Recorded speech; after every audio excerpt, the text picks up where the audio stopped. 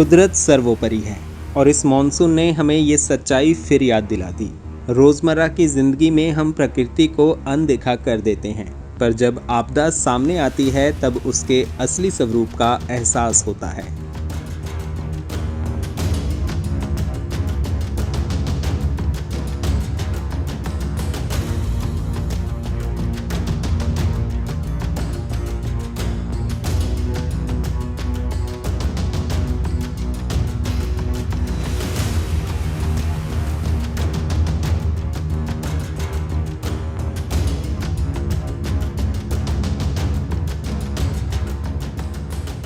नमस्कार दोस्तों, समस्त उत्तर भारत इस समय भारी बारिश और बाढ़ की चपेट में है।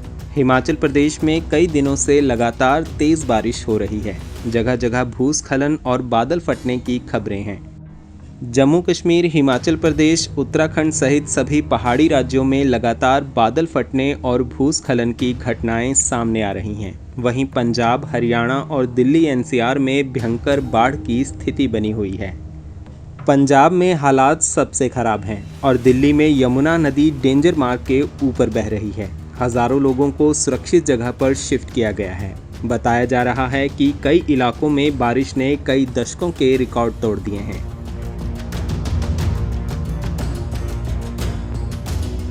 हिमाचल में इस बार गर्मियां मानो आई ही नहीं। मई महीने से ही बारिश का सिलसिला शुरू हो गया। जून में सिराज क्षेत्र के थुनाग और जंजैहली सहित करसोग के कई हिस्सों में बादल फटने और फ्लैश फ्लड जैसी घटनाएं सामने आईं और इससे जानमाल का भारी नुकसान हुआ। लेकिन ये तो मानो बस एक चेतावनी थी आगे आने वाले भयंकर मंजर की।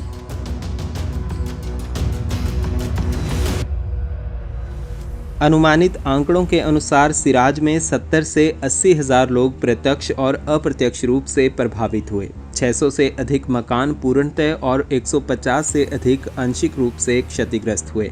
लगभग 350 गौशालाएं बाढ़ की चपेट में आईं और 400 से अधिक पशुधन की हानि दर्ज की गई।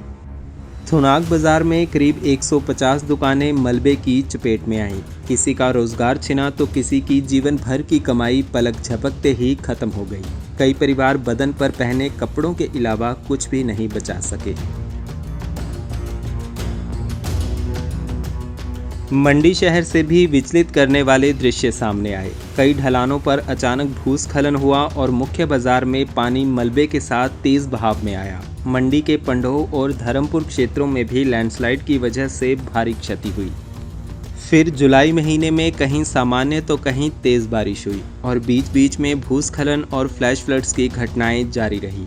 फिर अगस्त में मानसून ने अचानक रफ्तार पकड़ी और हालात तेजी से भयावह होते चले गए।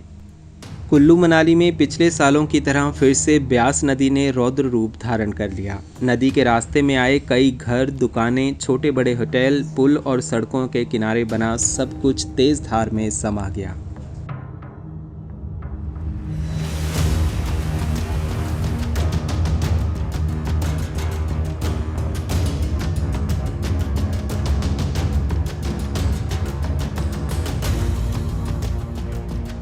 राज्य में बन रहे या बन चुके 4 लेन हाईवेज को भारी नुकसान पहुंचा। विशेषकर चंडीगढ़ शिमला और चंडीगढ़ मनाली सड़कों के कई हिस्सों पर लैंडस्लाइड्स हुए। लंबे समय तक ट्रैफिक बाधित रहा। अब तक भी कई रूट्स पर एचआरटीसी की बस सेवाएं आंशिक रूप से ही चल रही हैं। एचआरटीसी की दिल्ली से लेह, कुल्लू से काजा और चंबा से किलाड़ जैसे सीजनल बस रूट्स भी बंद पड़े हैं।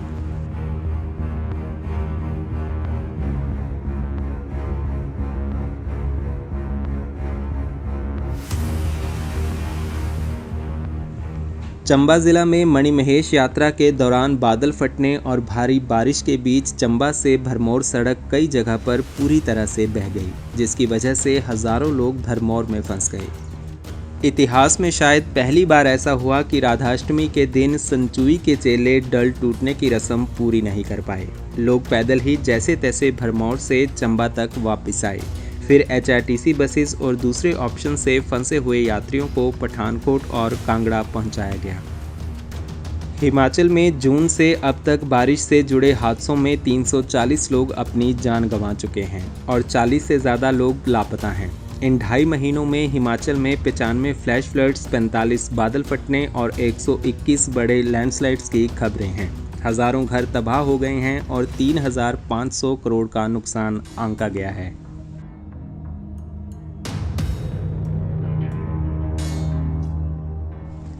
हिमाचल से निकलने वाली सतलुज, ब्यास, रावी और चिनाब नदियों में तेज पानी के बहाव के चलते भाखड़ा नंगल, पौंग, चमेरा और रंजीत सागर जैसे डैम्स में पानी तेजी से भरा। अत्यधिक इनफ्लो के कारण कई डैम से भारी मात्रा में पानी छोड़ना पड़ा। पहाड़ों से उतरकर ये पानी जब पंजाब के मैदानी इलाकों में पहुंचा तो अनेक गांव जलमग्न हो गए। हजारों लोग इससे प्रभावित हुए। फसलों और पशुधन का भी भारी नुकसान हुआ।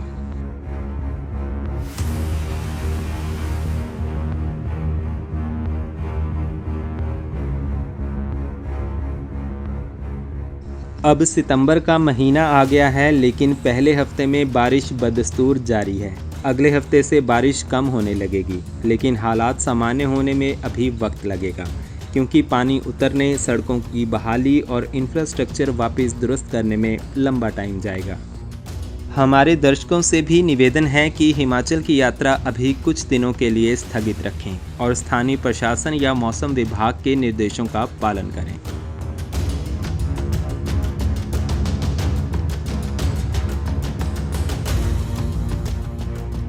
हर साल दोहराती ऐसी त्रासदियों से अब सीखना भी ज़रूरी है। हिमालयस अंधाधुंध निर्माण और नदी नालों के किनारे अतिक्रमण का भार नहीं उठा सकते।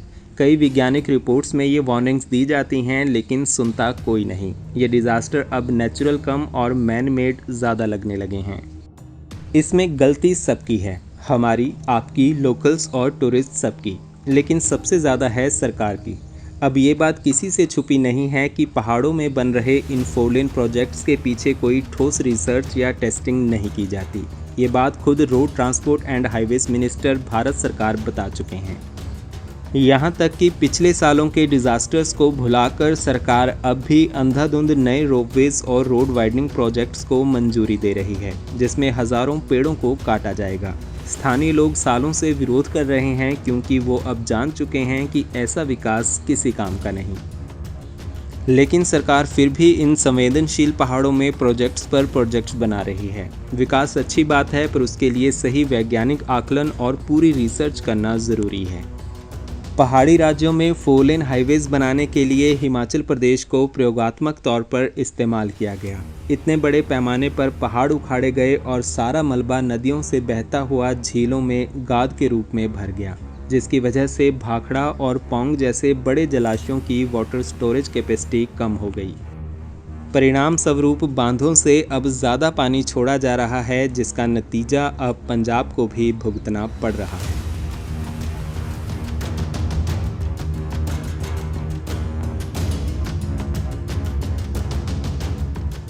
हाईवेज ज़रूरत के अनुसार बने तो वही सही है, लेकिन उसे साइंटिफिक तरीके से करना बहुत ज़रूरी है। सरकारें डीपीआर बनाकर बाहर के ठेकेदारों को टेंडर बांट देती हैं और वो अपने हिसाब से फिर पहाड़ों को कुरेदते रहते हैं। अभी शिमला से रामपुर रोड को 4 लेन बनाने का प्रपोजल सामने आया है। उसका असर भी आने वाले समय में दिख जाएगा। वैज्ञानिकों की माने तो उत्तर भारत में मौसम अब पहले जैसा नहीं रहा। अब मॉनसून और वेस्टर्न डिस्टर्बेंस सब एक साथ आ जाते हैं, जिसकी वजह से बारिश बहुत ज़्यादा हो रही है। जलवायु परिवर्तन की वजह से भी मौसम में बड़ी तब्दीली आई है और आने वाले सालों में भी ऐसी स्थितियों का सामना करना पड़ सकता है। तो अभी से अकॉर्डिंगली प्लान करके निर्माण और पुरानी गलतियां सुधारी जानी चाहिए। इस बात का ध्यान रखना होगा कि कुदरत सर्वोपरि है। जब जब हम ये बात भूलेंगे, तब तब कुदरत खुद याद दिलाने आएगी। खैर, अभी ये समय धैर्य और एकजुटता का है। अफवाहों से दूर रहें और ज़रूरतमंद और मुसीबत में फंसे हुए लोगों, खासकर बुजुर्गों, बच्चों और पशुओं की मदद ज़रूर करें। जो सुरक्षित स्थानों पर हैं वो रक्तदान, राहत सामग्री और विश्वसनीय एनजीओज़ में योगदान जैसी चीज़ों पर विचार कर सकते हैं। हम सबकी कुशलता के लिए प्रार्थना करते हैं और भगवान से यही आशा करते हैं कि हालात जल्दी सामान्य हो जाएं।